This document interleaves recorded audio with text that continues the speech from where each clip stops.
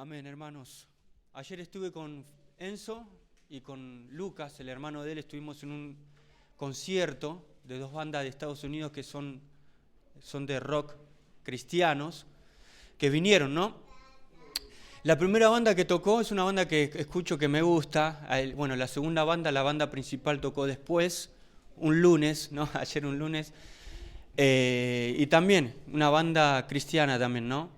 La primera banda, lo que notaba, yo hablaba con Enzo hoy también, con Lucas, y hoy le mencionaba a mi mamá también, es que se notaba mucho, están las luces, por ejemplo, unas luces que están desde el escenario para el público, digamos, ¿no? Hagamos de cuenta que ustedes son el público y se pueden ver ustedes.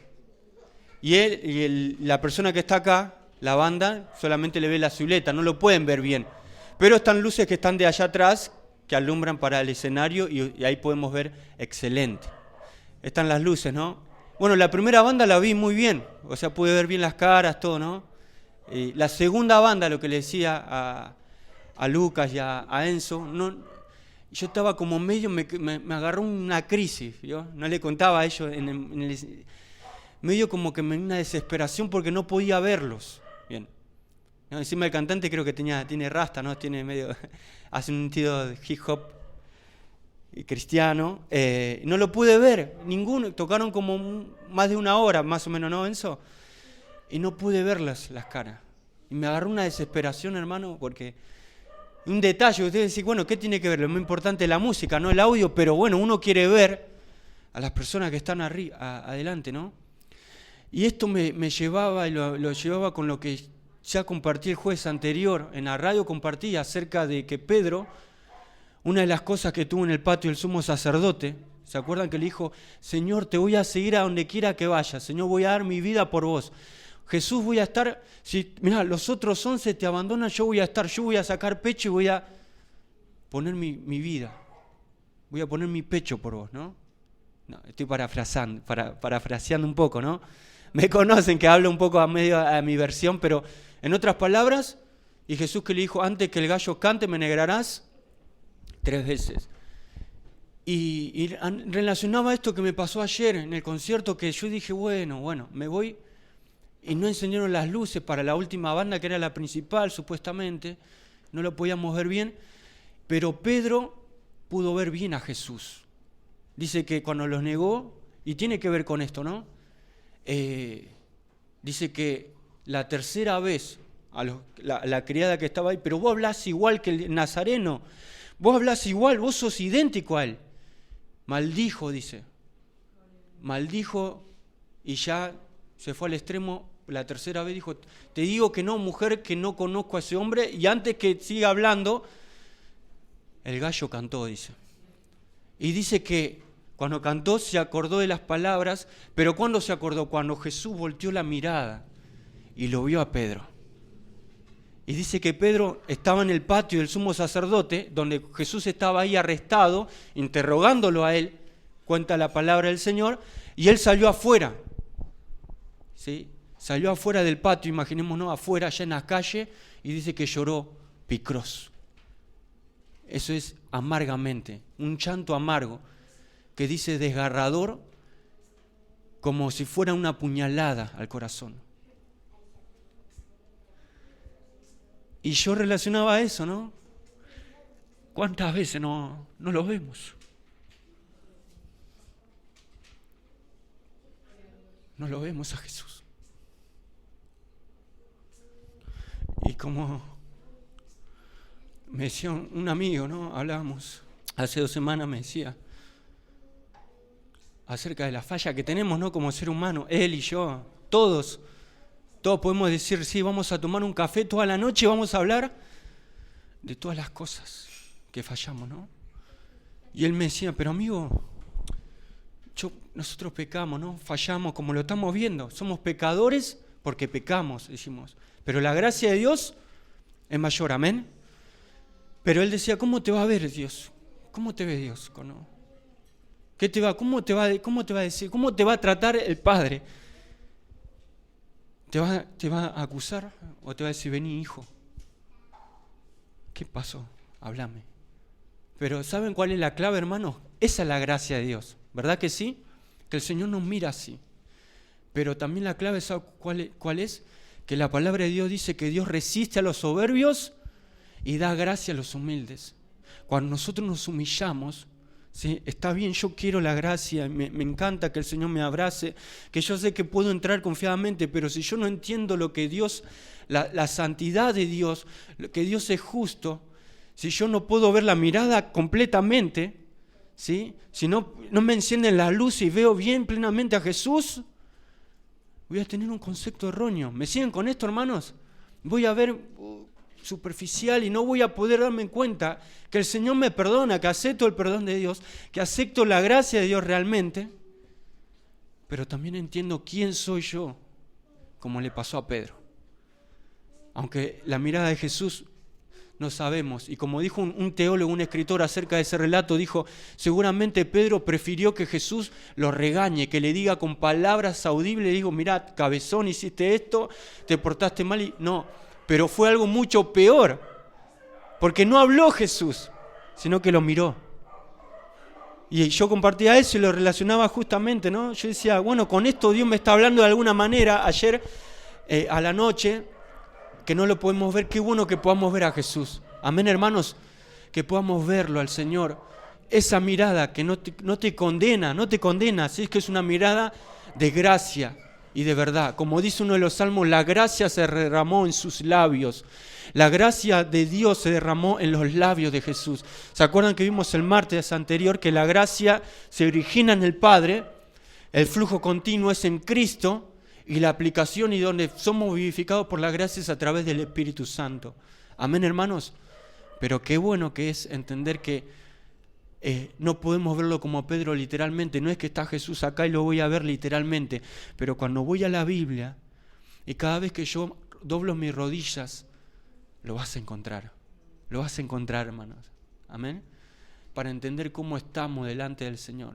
Yo hablaba de algo que es retroalimentación, pero no voy a hablar de eso el jueves, pero para que podamos evaluarnos realmente cómo está nuestra vida espiritual. Y muchas veces yo hablo y me apasiona esto, lo de que Cristo viene en mi cuerpo glorificado, y a veces digo, Señor, vení ya porque tengo malas actitudes, tengo cosas que cambiar, carácter, conducta, cada uno, ¿verdad que sí?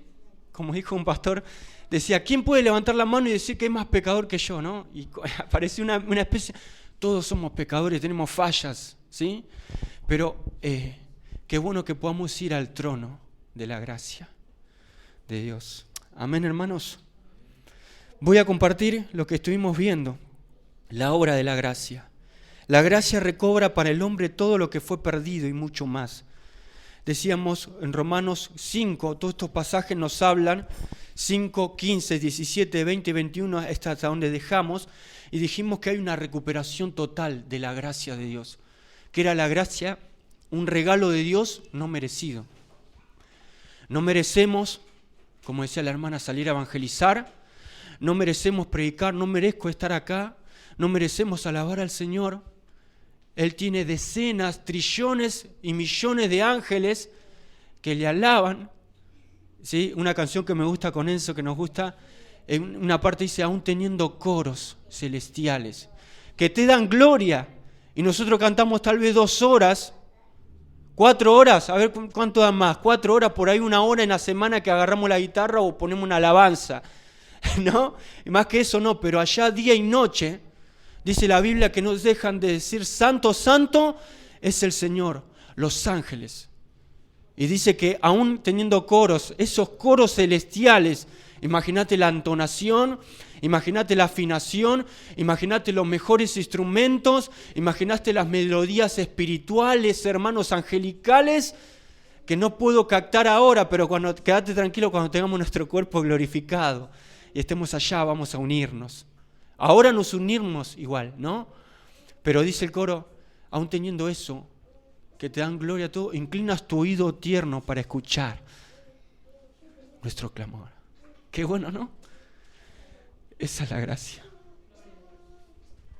La gracia restaura lo perdido en la caída, o sea, la comunión, la vida, la justicia. Decíamos que la gracia salva sin obras. ¿Hiciste algo para ser salvado?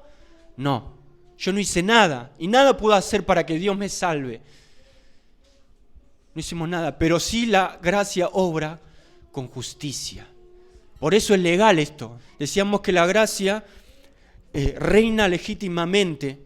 ¿Por qué? Porque satisface la ley, las demandas de la justicia de Dios. Fue satisfecho esto en la cruz del Calvario por medio de Cristo. Después hablábamos que sobreabunda, no se limita a devolver lo perdido. No es que la gracia te devuelve lo que el pecado te quitó, la comunión con el Padre, la nueva vida, la vida que tenían Adán y Eva en Génesis 1 y 2, esa vida de gracia donde no había pecado. Capítulo 3 de Génesis, hasta que Cristo venga, todo pecado. Hay pecado, ¿no? Aunque nosotros disfrutamos de la vida con la naturaleza espiritual, la naturaleza de Cristo que tenemos, pero sin embargo, como te decía al comienzo, lidiamos con esta carne que quiere descansar, con el pecado, con las tentaciones, con todo tipo de pecados. Pero decíamos esto, no se limita a devolver lo perdido, sino que añade mucho más. ¿Qué te añade? Que sos adoptado, hermano, que sos hijo, que sos hija de Dios. ¿Qué te añade? Que tenés una herencia. No vas a cobrar la herencia de tu abuelo porque no te dejó nada, tal vez un auto, una casa, algo en los cielos. Quédate tranquilo que vas a tener la herencia reservada en los cielos, como dice, inmarcesible, inmaculada, sin mancha, ¿sí? Que no se marchita, como dice Pedro, una herencia por medio de Cristo y también gloria, un cuerpo glorificado, semejante al de Cristo. Vamos a recibir eso. Y también hablamos que la gracia, un reinado nuevo, no solo libera, sino que entroniza al creyente en vida eterna. Por eso dice que nos hizo sentar en lugares celestiales con Cristo. Explícame eso. Efesios capítulo 2 dice que por gracia sois salvos. Dice que nos hizo sentar en lugares celestiales con Cristo, dice Efesios. Y dice también que nos hizo, somos benditos con toda bendición espiritual, ¿sí? Sobre principados y potestades. Y algunos se quedan, ahí abren la Biblia y se quedan ahí con capítulo 6, no, principados, potestades, la armadura de la fe. Y esos principados y potestades también ten en cuenta que ya fueron vencidos en la cruz y que en tiempo, dice presente Pablo, nos hizo sentar. Para Dios es un hecho que la iglesia va a estar allá en los cielos. Es un hecho glorioso. Las puertas del Hades, Pedro, no van a prevalecer contra mí, iglesia, dijo Jesús. Amén, hermanos. Por eso es glorioso. Es menester, como decimos, que sigamos firmes, que busquemos del Señor, hermanos, que no perdamos esta salvación tan grande como decimos, que no perdamos esto. Amén. Y también decíamos, victoria sobre el pecado. La gracia no es frágil frente al pecado, lo sobrepasa y lo derrota. No es algo frágil, lo sobrepasó y lo derrota. Para terminar, esto lo voy a mencionar sencillamente. La gracia trae toda bendición de salvación, porque lo vamos a ver todo esto, hermanos. Lo vamos a ver con estos estudios. La elección trae. La elección no se basa en obras ni méritos, sino en la gracia soberana de Dios. Así también en este tiempo, dice Romanos 11:5, ha quedado un remanente escogido por charis, gracia. ¿Sí? La vocación también, Pablo dice, fue llamado por su gracia en Gálatas 1:15. Él dice esto, la vocación ministerial y personal es iniciativa divina, no logro humano. Lo que decíamos, ¿cuál es tu vocación? Maestra de escuela bíblica, evangelista, misionero, diácono, limpio la iglesia, no, yo limpio el baño, no, es una vocación, hermano. Visito a los hermanos, etcétera. Todo eso, hermanos, es también por la gracia. El Evangelio, Hechos 20:24, el Evangelio de la gracia habla Pablo. El contenido del Evangelio es gracia, no ley ni mérito. La gracia trae toda esta bendición de salvación, hermano. La fe misma es un don que fluye de la gracia, Hechos 18:27. La salvación, Efesios 2:8 que sabemos, la salvación es un regalo gratis, no resultado de obras. La justificación, Tito 3:7, la justicia imputada es fruto de la gracia, no de la ley. imputados, somos de esa manera también, asueltos por la justicia, por la gracia de Dios, ¿sí? Donde obra la justicia del Señor. La posición, eso lo vamos a ver con Romanos 5.2, también en la adopción lo vamos a ver. La gracia nos coloca en una nueva posición de seguridad y comunión. Por eso compartía con los hermanos también, segunda de Juan, a la señora elegida que Juan le escribe, dice que el que es nacido de Dios, el diablo no le toca. Y en esa palabra habla de que el diablo no manipula, no manosea al Hijo de Dios. Y no se deja también obrar, no se deja usar por el diablo aquel que está en Cristo y que tiene comunión con el Señor. Amén. La vida eterna, la gracia reine para vida eterna, 5.21 de Romanos, lo leímos. La gracia no solo restaura, sino que otorga vida eterna. El perdón, mirá todas las bendiciones que tenés, hermano.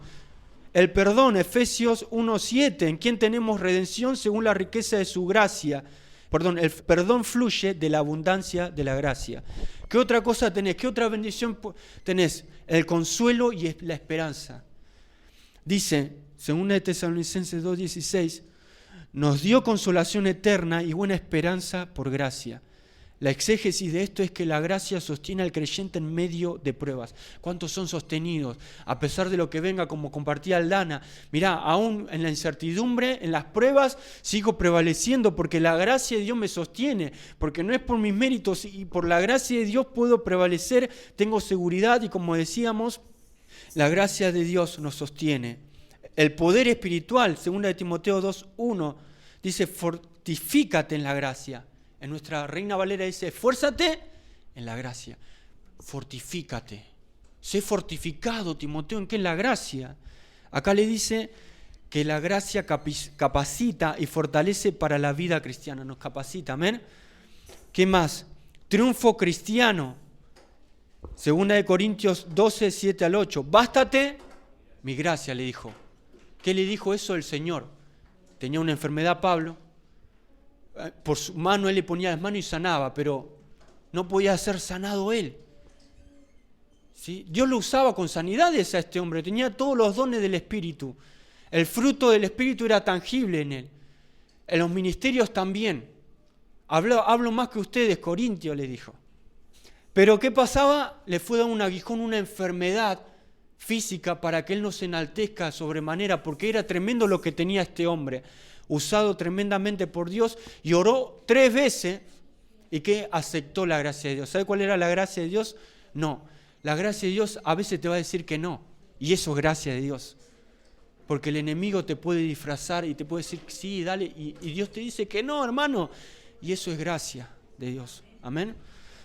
Y ahí dice, bueno, voy a poner buena cara, de alguna manera dice Pablo ahí en 2 Corintios 12, de buena gana me gloriaré, más aún en mis debilidades, para que repose en mí el poder de Cristo. Porque cuando soy débil, entonces soy fuerte. ¿Qué dice esto, hermano? Esto nos habla de que la gracia es suficiente en la debilidad. Cuando sos débil es suficiente la gracia, garantizando victoria espiritual. También, ¿qué otra cosa tenés? ¿Qué otras bendiciones? Mirá, todas estas son bendiciones, la gracia que trae bendiciones de salvación. Esto está en el hecho que seas salvo, tenés todas estas cosas. También tenés el ministerio cristiano. Efesios 3.8 dice que Pablo recibió la gracia de anunciar a los gentiles. Los gentiles eran los que no eran judíos, como a nosotros, que no somos judíos o hebreos. Imagínate que Pablo venía a predicarnos a nosotros, la gracia de anunciar el evangelio. Todo ministerio es un don de gracia, es un regalo, no mérito personal. ¿Qué otra cosa tenemos? El servicio aceptable. Hebreos 12, 28. Sirvamos a Dios agradándole con temor y reverencia, dice. Solo la gracia hace nuestro servicio aceptable ante Dios. Entendiendo que no tenés que voy a poner mi granito de arena, obras a la gracia de Dios en el servicio que estoy haciendo a Dios. No, cuando vos aceptás que por la gracia de Dios es aceptable delante del Señor. Amén, hermanos. Todo esto. ¿Qué otra cosa? La esfera de crecimiento espiritual. 2 de Pedro 3:18. Pedro, ¿sabe qué decía? Creced en la gracia. La gracia es el ambiente donde el creyente madura. En una esfera. Estamos Imagínate como en una esfera de la gracia estamos, la gracia de Dios abunda en nosotros, la gracia de Dios nos sostiene y estamos ahí creciendo en este ambiente de gracia. Y lo último también, todo lo que somos y hacemos. ¿Qué otra bendición? Todo lo que somos y hacemos, como para decir, en conclusión, 1 Corintios 15, 10, dijo Pablo, por la gracia de Dios soy lo que soy. Tremendo, ¿no? La identidad, ¿quién sos? ¿Alguna vez te miraste al espejo? Hoy hablaba con mi papá de ese libro, El hombre frente al espejo. Tremendo libro, ¿no? Te miraste al espejo y dijiste, ¿quién soy? Como una canción de Triade, ¿no? ¿De dónde vengo y cuál es mi destino? ¿Para qué la vida? ¿Cuál es el sentido? ¿A dónde voy si esta noche muero? Decía. Es una de las canciones, ¿no? Por la gracia de Dios soy lo que soy. Todo lo que somos y hacemos es una bendición de la gracia que trae a la salvación. Es decir, la identidad y las obras del creyente dependen enteramente de la gracia. Sin gracia no vas a saber quién sos. El ser humano que peca, aquellos que no tienen a Cristo en su corazón, no saben quién sos, no tienen un propósito de vida, no conocen. Cuando conocemos a Cristo, cuando conocemos la vida, cuando miramos a Cristo, cuando las luces se encienden de atrás y podemos ver, y no vemos una silueta, sino que vemos realmente el rostro de Cristo, la gracia de Dios personificada, hermanos, vamos a entender quiénes somos. Y lo dejamos todo por Él. Nuestras redes espirituales, que sea el trabajo, las redes que dejó Pedro, bueno, nuestras redes, ¿sí? Nuestras pasiones, nuestros deseos, nuestras prioridades, familia, trabajo, estudio, lo que sea, lo dejamos para mirarlo a Él, ¿no? Y seguirlo. Ahí vemos nuestra identidad, quiénes somos, y las obras del creyente dependen enteramente de esto. Es decir, que la gracia es total, la gracia es dinámica, la gracia es suficiente y la gracia es ambiente. Vuelvo a repetir esto, lo que decíamos, la gracia es total, abarca todo. La gracia es dinámica, no solo inicia la salvación, sino que sostiene, fortalece, perfecciona, es dinámica. ¿Sí? No, me aplico solamente, la gracia aplico solamente cuando entro a la puerta de la iglesia, del ministerio del incomparable. No, la gracia se aplica en tu trabajo secular, aplica en tu comida, en el desayuno, ¿sí? La gracia cuando nos bañamos, la gracia se aplica en todo, hermanos, ¿sí?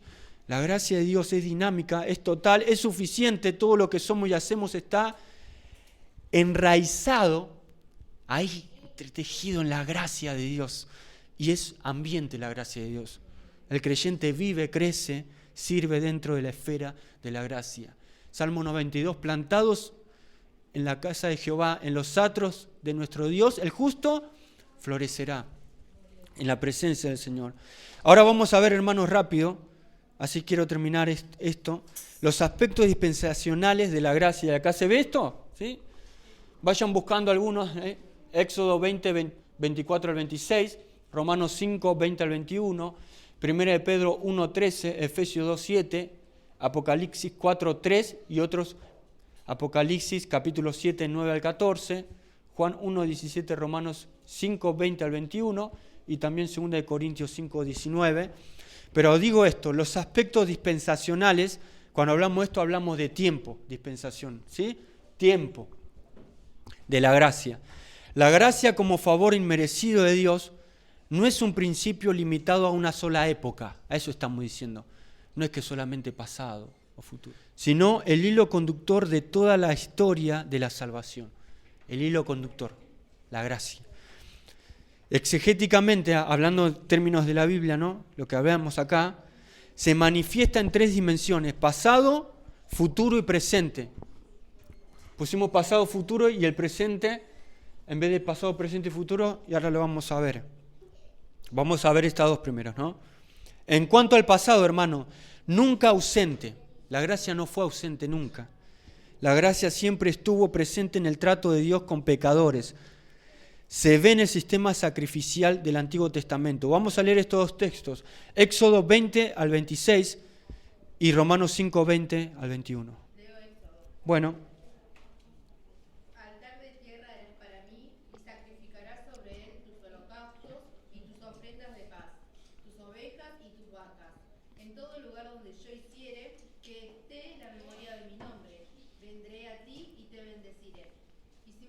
altar de piedras, no las labres de cantería, porque si alcanzares herramientas sobre él, lo profanarás. No subirás por gradas a mi altar, para que tu desnudez no se descubra junto a él. Tremendo, hermanos, este pasaje. ¿Sí? Tremendo. Bien, los altares y sacrificios eran provisión de gracia para cubrir el pecado. Eso es lo que estamos hablando en cuanto a la gracia. ¿Vieron los animalitos, los altares que hacían en el Antiguo Testamento? ¿Sí? Eran una provisión. Dios proveía gracia, favor, para cubrir el pecado. ¿Vamos bien? Pregunten, hermanos, si tienen alguna pregunta, ¿sí? Romanos 5, 20 al 21. Pero la ley se introdujo para que el pecado abundase, mas cuando el pecado abundó, sobreabundó la gracia. Para que así como el pecado reinó para muerte, así también la gracia reine por la justicia para vida eterna mediante Jesucristo Señor nuestro. Muy bien. La ley hizo abundar el pecado. ¿Se acuerdan que compartíamos esto? ¿Cómo iba a saber yo que era un pecador sin ley? La ley vino y era, imaginemos un papel que nos decía, no, pero de parte de Dios, y nos hacía entender, estamos mal, estamos en falta con Dios. Y como leía nuestra hermana, ¿no? Lo que nos dice que la ley hizo abundar el pecado, pero la gracia sobreabundó. Aunque la ley, y esto es lo que nos habla de estos pasajes, ¿sí? Aunque la ley revelaba la culpa, el sistema sacrificial anticipaba la gracia en Cristo. Todo era una sombra. ¿Se acuerdan que hablamos la expresión máxima de la gracia es Cristo, es Él? Se trata de Cristo al final. La gracia estaba velada, pero activa, sosteniendo al pueblo en medio de su pecado. Por eso pusimos acá los aspectos dispensacionales de la gracia. Tiempo, hablamos pasado. ¿Cuál es la manifestación de la gracia en tiempo pasado? Sistema sacrificial, anticipación. ¿De quién? De Cristo, de la gracia. Los textos, ¿y cuál era el exégesis? Acá lo que hablamos, exégesis es lo que dice la Biblia, no lo que yo digo de la Biblia, sino lo que dice la Biblia.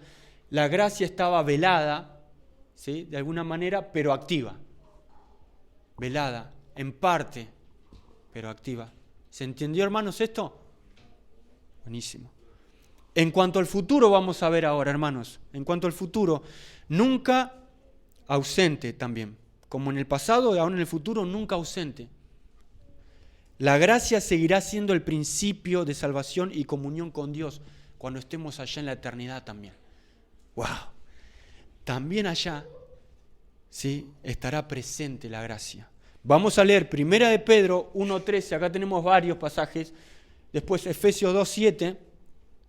Vamos con esos dos primero. 1 de Pedro 1:13, a ver. 1:13 dice, por tanto, seguid los lomos de vuestro entendimiento. Sed sobrios y esperad por completo en la gracia que se os traerá cuando Jesucristo sea manifestado. Muy bien. Leemos Efesios 2:7.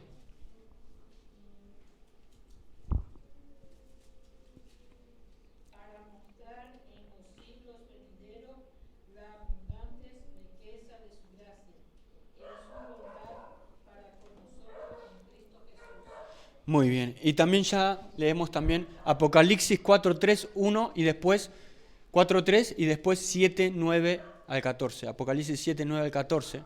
Vamos con Apocalipsis 4:3, a ver.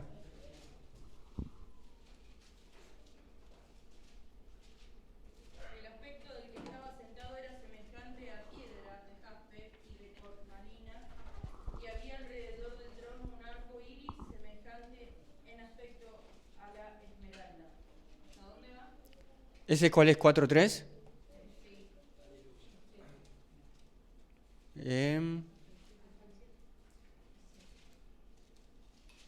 ¿Era ese texto? Sí. No, 3 y después 7, del 9. Apocalipsis 7:9, lees. 7:9 nomás. A ver. Este era, hermano, sí. Perdón, disculpen. Después de esto miré y he aquí una gran multitud, la cual nadie podía contar, de todas las naciones y tribus, pueblos y lenguas, que estaban delante del trono en presencia del Cordero, vestidos de ropas blancas y con palmas en las manos. Muy bien. Ese es hasta el 14, pero está bien ahí. Estamos muy bien ahí. ¿Sí? Este era el pasaje, hermano. Disculpe, ahí. ¿Sí? Que nos habla de la multitud. Y decimos lo siguiente, tanto como en Pedro, esperad por completo en la gracia que os traerá en la revelación de Jesucristo. Efesios 2:7, Dios mostrará las abundantes riquezas de su gracia en los siglos venideros.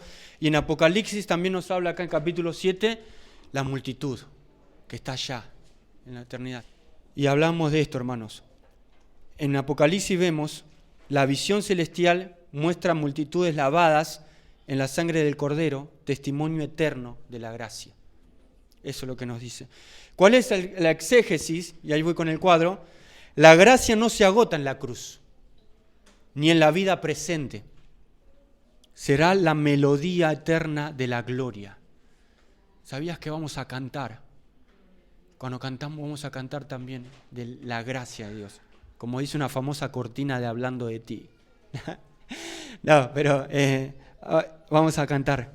Ningún pecador fue ni será salvo sin gracia. Repito esto. Ningún pecador fue pasado ni será futuro salvo sin gracia. Tiempo futuro, la manifestación de la gracia en el tiempo futuro, gracia eterna en gloria. Gracia eterna en gloria. Vimos los textos y cuál es la exégesis, que la gracia como melodía eterna va a sonar en nuestros corazones, ¿sí? Vamos a reinar con Cristo por toda la eternidad. No habrá tiempo, no habrá llanto, no habrá dolor, un nuevo cuerpo, mansiones, calles de oro, mar de cristal, como dice la Biblia. Estaremos con el Señor disfrutando la gracia que será la melodía eterna. Amén, hermanos. Ahora vamos en un sentido especial. La gracia pertenece a la edad actual. Y ahora vamos a leer Juan 1:17, otro que busque Romanos 5:20 al 21. Aldana leyó el 21, pero vamos a leer 20 también y 21. Y 2 Corintios 5:19. Juan 1:17, a ver. Pues la ley por medio de Moisés fue dada, pero la gracia y la verdad vinieron por medio de Jesucristo. Romanos 5:20 al 21. Que creo que lo leíste completo, ¿no? Léelo nuevamente si lo tenés o si lo tienen. Pero la ley se introdujo para que el pecado abundase, mas cuando el pecado abundó, sobreabundó la gracia. Para que así como el pecado reinó para muerte, así también la gracia reine por la justicia para vida eterna mediante Jesucristo, Señor nuestro. Muy bien. Y 2 Corintios 5:19.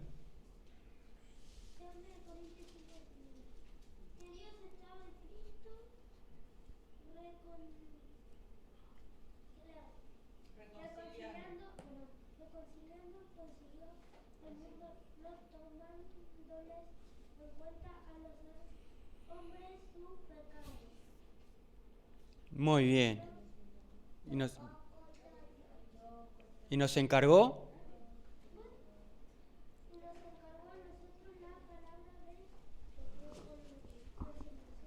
Muy bien, genial.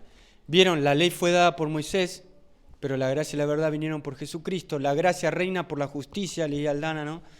Para vida eterna. Y Mateo leía, Dios estaba en Cristo reconciliando al mundo consigo mismo. ¿Qué nos dice esto? Que la primera venida de Cristo inauguró la edad de la gracia, ¿sí? Única en la historia.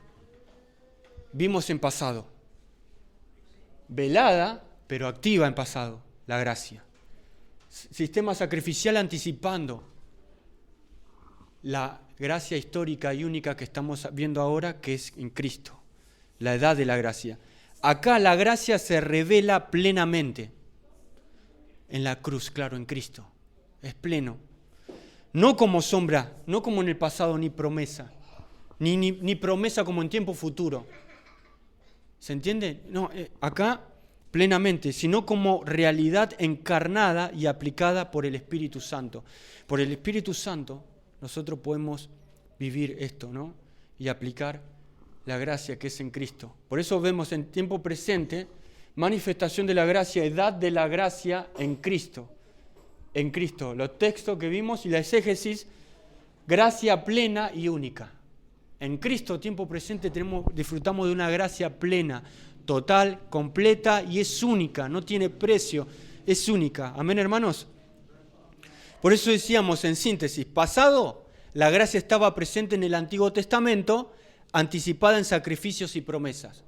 Futuro, la gracia será la nota eterna en la gloria, nunca ausente del trato de Dios con los hombres. Por la gracia de Dios también vamos a estar en la eternidad. Y presente, edad actual, la gracia se revela en plenitud en Cristo, reconciliando y salvando. ¿Sabías que Cristo sigue salvando? Cristo sigue reconciliando, y como dice ese texto que te recomiendo que lo leas, capítulo 5 de Corintios, te vas a llevar una gran sorpresa, pero léelo completo. Capítulo 5 de 2 de Corintios nos dice que nosotros nos dio un ministerio y que somos embajadores y que somos reconciliadores con el mundo, ¿no? Ese ministerio que hizo Jesús, nosotros también, ¿sí?, mostramos la charis, la gracia de Dios que vino por medio de Jesucristo. Y le decimos a las personas, reconciliate con Dios, porque la gracia de Dios sigue activa y en el tiempo especial presente, reconciliando y salvando al pecador. Amén, hermanos. Por eso, ya terminando, vamos a ver actitudes erróneas en cuanto a la gracia. Actitudes erróneas. Invito a que alguien pueda buscar Hebreos 10, 26 al 29. Hebreos 10, 26 al 29, y otro hermano o otra hermana que prepare Gálatas capítulo 5, versículos 2 al 4. Las actitudes erróneas en cuanto a la gracia. En primer lugar, rechazar la gracia. Esto es un error grave. Hebreos 10, 26 al 29. Porque si pecáremos voluntariamente después de haber recibido el conocimiento de la verdad, ya no queda más sacrificio por los pecados, sino una horrenda expectación de juicio y de hervor de fuego que ha de devorar a los adversarios. El que viola la ley de Moisés, por el testimonio de 2 o 3 testigos muere irremisiblemente. ¿Cuánto mayor castigo pensáis que merecerá el que pisotea al Hijo de Dios y tuviere por inmunda la sangre del pacto en la cual fue santificado e hiciere afrenta al Espíritu de gracia? Tremendo. Dice, leía Priscila, si pecaremos voluntariamente, tomo la decisión de pecar, ¿no?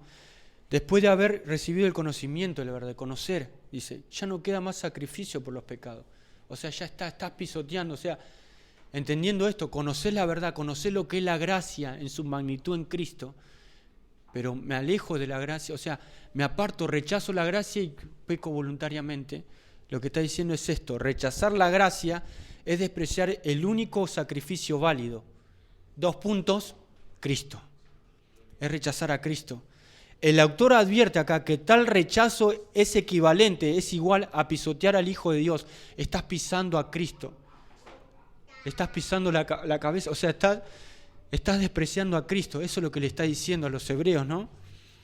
Y afrentar al Espíritu Santo de gracia. El Espíritu de gracia, el Espíritu Santo también vino por la gracia de Dios.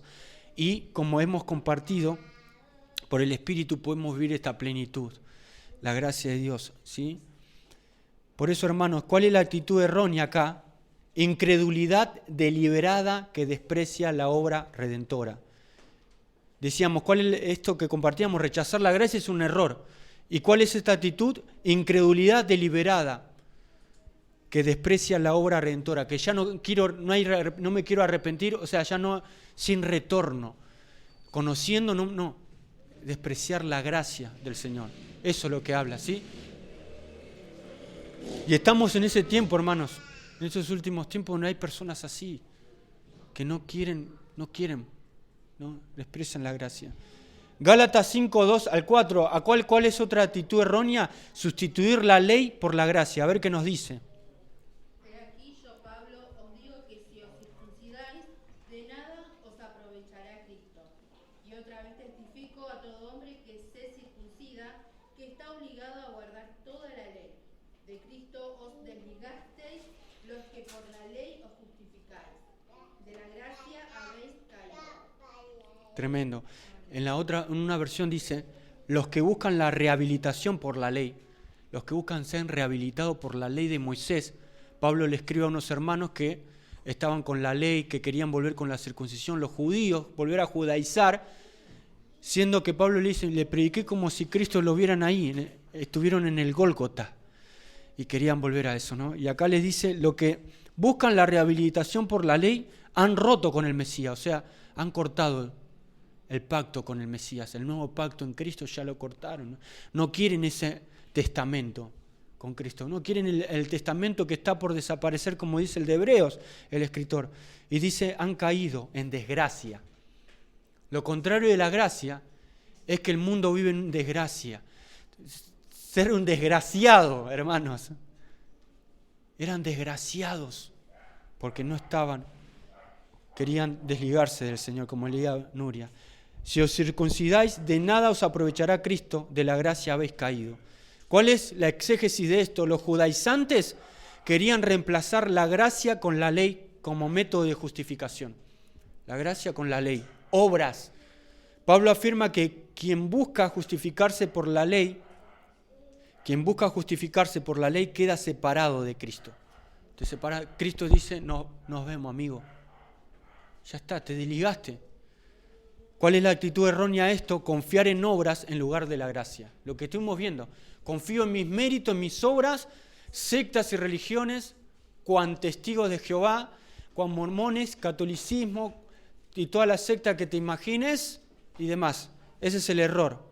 Pero también, en tercer lugar, sustituir la gracia y mezclarla con la ley. Gálatas 2:21, a ver qué nos dice ahí. Gálatas 2:21. No desecho la gracia de Dios, pues si por la ley fuese la justicia, entonces por demás murió Cristo. Ahí está. ¿Cuál es aceptar la gracia? La acepto, pero la mezclo con un poquito de obra, ¿viste? Cuán ensalada rusa, ¿no? Mezclar la gracia, mezclar gracia con ley, anula la cruz, anula el sacrificio de Cristo directamente.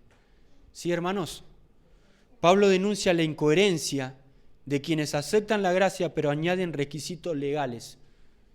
¿Cuál es la actitud errónea de esto? Sincretismo. El sincretismo es armonizar estas dos posturas, que queden en acuerdo ahí.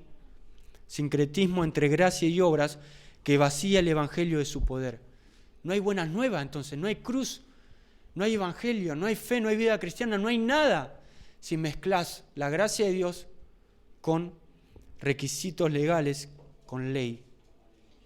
Y también otro punto, otra actitud, aceptar la gracia y usarla como licencia para pecar. Judas 4, a ver quién puede leer Judas 4. Porque algunos hombres han entrado encubiertamente, los que desde antes habían sido destinados para esta condenación, hombres impíos que convierten en libertinaje la gracia de nuestro Dios y niegan a Dios, el único soberano, y a nuestro Señor Jesucristo. Ahí está. Hombres impíos que convierten en libertinaje, licencia para pecar, la gracia de nuestro Dios. Algunos distorsionan la gracia como permiso para pecar, ¿no? Judas denuncia que esto es negar a Cristo como Señor, directamente. La palabra Señor es dueño, amo, mi Dios, el dueño, el Señor, el amo de mi vida. Entonces estoy rechazando, y la actitud errónea es transformar la gracia en excusa para la inmoralidad. Por eso vimos en síntesis de esto, hermanos, ya termino, rechazo. Despreciar la gracia equivale a despreciar a Cristo. Sustitución, todo esto es erróneo, es equivocado, estos conceptos en cuanto a la gracia. Sustitución, poner la ley en lugar de la gracia es caer de ella. Mezcla, combinar gracia con obras anula la cruz. Y por último, licencia. Usar la gracia como excusa para pecar es negar su poder transformador, que la gracia me transformó y que ya no vivo yo, mas ahora vive Cristo en mí. Y lo que vivo ahora en la carne, lo vivo en la fe del Hijo de Dios, el cual me amó y se entregó a sí mismo por mí. Quiero leerles esto para terminar y una pregunta, ¿no? Contestarlo con algunos pasajes, ¿sí? Le invito a que me ayuden a leerlo, así lo respondemos juntos. Romanos 6:14, un hermano. 1 Corintios 15:56, Romanos 6:14, 1 Corintios 15:56 y Tito 2:11 al 12. Tito 2:11 al 12. Y con estos versículos vamos a responder esta pregunta. ¿No será cierto que la doctrina de la gracia que estuvimos compartiendo estos martes puede animar a los hombres a pecar? Nos quedamos con el último, ¿se acuerdan? La licencia, ¿no? Vuelvo a repetir, vamos a responder con Romanos 6:14, vamos a hacer apologética, ¿no? 1 Corintios 15:56 y Tito 2:11 al 12. ¿No será cierto que la doctrina de la gracia puede animar a los hombres a pecar? Romanos 6:14, a ver, refutemos esto.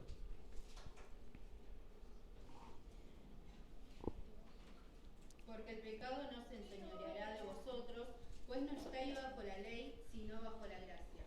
Ahí estamos respondiendo. Pablo afirma que la gracia no da licencia al pecado. No está bajo la ley, bajo gracia, sino que rompe su dominio. Lo hemos visto, rompe el dominio del pecado. Bajo la ley el pecado reina porque la ley revela la culpa, como dijimos. ¿Se entiende? Porque está bien, me revela la culpa, pero si yo no voy a Cristo, ¿qué hago? ¿Se entiende, hermanos, esto? Porque tengo que ir a la gracia de Dios personificada que es en Cristo. Tengo que ir a la cruz, porque si no, no puedo tener el dominio sobre el pecado, vencer. Bajo la ley el pecado reina porque la ley revela la culpa, pero no da poder para vencer. ¿Sí? Revela mi culpa la ley, pero no me da el poder, el antídoto, el remedio. Es mi termómetro que estoy mal, que estoy enfermo con fiebre de pecado, pero no me da el remedio. ¿Y el antídoto dónde está? ¿No? La gracia. Bajo la gracia, al contrario de la ley, el creyente recibe libertad y poder para vivir en justicia. ¿Sí, hermanos? Por eso la conclusión, vamos respondiendo, ¿no será cierto que la doctrina de la gracia puede animar a los hombres a pecar? No, la gracia no anima al pecado, lo destrona. Lo destrona. La gracia lo saca. Vos te estabas reinando, estabas en tu trono, te saco y reina la gracia de Dios. ¿Se entiende, hermanos? ¿Vamos bien? 1 Corintios 15:56, vamos. Ya que el aguijón de la muerte es el pecado y el poder del pecado la ley. Ahí está. ¿Qué nos dice acá? La ley, al señalar el pecado, le da fuerza como acusador. El aguijón de la muerte es el pecado y el poder del pecado la ley. La ley le da fuerza, es como que le añade fuerza al pecado porque nos hace ver a nosotros que somos pecadores. ¿Me siguen con esto? Me hace ver, entonces le da fuerza. Y me mató, dijo Pablo, Romanos 7, ¿no? Pero la gracia, en contraste, en diferencia, quita el aguijón al perdonar y justificar. Te saca ese puñal, ese aguijón que tenías, te lo quita la gracia y te sana del pecado, de la muerte, de esa herida mortal que teníamos. ¿Me siguen, hermanos? ¿Vamos bien? ¿Pueden decir amén? Ah, están acá. Conclusión a esto también. ¿No será cierto que la doctrina de la gracia puede animar a los hombres a pecar? Decimos que no también. La gracia no fortalece el pecado, sino que le quita su poder condenatorio. ¿Sí, hermanos? Tito 2, 11 al 12. Porque la gracia de Dios se ha manifestado para salvación a todos los hombres, enseñándonos que renunciando a la impiedad y a los deseos mundanos, vivamos en este siglo sobria, justa y piadosamente. La gracia no solo salva, sino que educa. Lo vimos esto. Somos educados. Los que viven en desgracia son maleducados. ¿Se entiende, hermanos? Nosotros somos educados en la gracia. La palabra griega, enseñar, como decía Priscila, implica disciplina formativa. ¿Vieron cuando vamos a la escuela? Vamos formando. La iglesia es una escuela. Somos, ¿sí? Donde vamos a ir creciendo en la gracia. La gracia instruye al creyente a rechazar la impiedad y a vivir en santidad, como leía Prisi. La gracia es poder pedagógico y transformador. La gracia nos educa y somos transformados. La gracia es poder pedagógico y transformador, no es permiso para pecar. No es permiso para pecar. ¿Sí? Los que son educados, ¿sí? Cuando vamos, ya no hablamos como antes, cambia nuestra forma, todo. La gracia de Dios nos transforma, nos educa, es algo formativo. ¿Amén? Bien, ¿cuál es la síntesis a esto? La objeción de que la gracia anima al pecado es falsa. Hemos respondido. Es mentira esto. La ley revela el pecado, pero no lo vence. Repito esto, la ley revela el pecado, pero no lo vence. ¿Qué lo vence? La gracia de Dios. La gracia de Dios es mayor, ¿sí? Es mayor que todo esto, hermano. Y terminando, decimos esto, libera del dominio la gracia del pecado, la gracia quita su poder condenatorio, la gracia educa en santidad. Por tanto, hermano, la gracia no es licencia, sino libertad y poder para vivir en justicia. Repito esto, la gracia no es licencia, sino libertad y poder para vivir en justicia. Amén. Tenemos libertad, tenemos poder para vivir en la justicia de Dios, en la gracia de Dios, hermanos. Así que vivamos en esta gracia del Señor. Como bien compartí al comienzo, Dios da mayor gracia. Resiste a los soberbios, pero da gracia a los humildes. Créeme, hermano, esto. Crea la palabra del Señor, más que nada, mejor dicho, ¿no? No sé cómo, la gracia de Dios en su magnitud, en su plenitud. Como dijo un cantante, para él la gracia era decir sencillamente no lo merezco. No lo merecemos, hermanos. Pero por la gracia de Dios, como dijo Pablo, somos lo que somos. Educados, tenemos libertad, dominio sobre el pecado, educados en santidad, ¿sí? Y tenemos libertad y poder para vivir en la justicia de Dios. Que Dios lo bendiga, hermanos. Lo dejo con el pastor. Oramos al Señor. Amén. Gracias.